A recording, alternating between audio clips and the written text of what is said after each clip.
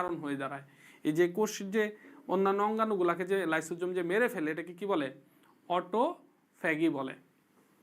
তাহলে হচ্ছে কোন অঙ্গাণুটি অন্যান্য অঙ্গাণুর জন্য বিপজ্জনক হয়ে উঠতে পারে সেটা কি? লাইসোজোম।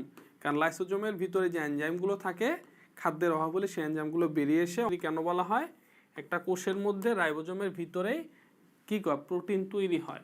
একটা কোষের মধ্যে রাইবোজোমের ভিতরেই প্রোটিন তৈরি হয়। তো যার ভিতরে প্রোটিন তৈরি হবে, যদি জুতা বানায় তাহলে জুতার ফ্যাক্টরি, বাল্ব বানাইলে বাল্বের ফ্যাক্টরি, হ্যাঁ, শার্ট বানাইলে শার্টের ফ্যাক্টরি, ওই যে পাউরুটি বানাইলে পাউরুটির ফ্যাক্টরি। তাহলে প্রোটিন বানায় রাইবোজোমের মধ্যে প্রোটিন তৈরি হয়, এই জন্য রাইবোজোমকে প্রোটিন ফ্যাক্টরি বলা হয়। কচুরিপানা পানিতে ভেসে থাকার কারণ কি? তো কচুরিপানা হচ্ছে জলজ উদ্ভিদ। জলজ উদ্ভিদের মধ্যে আমরা যখন প্যারেনকাইমা পড়ছি, আমরা হচ্ছে কি পড়ছি? প্যারেনকাইমা। প্যারেনকাইমাটা দুই ধরনের হয়, একটা হচ্ছে ক্লোরেনকাইমা, একটা হচ্ছে কি ক্লোরেনকাইমা, আর একটা হচ্ছে কি অ্যারেনকাইমা।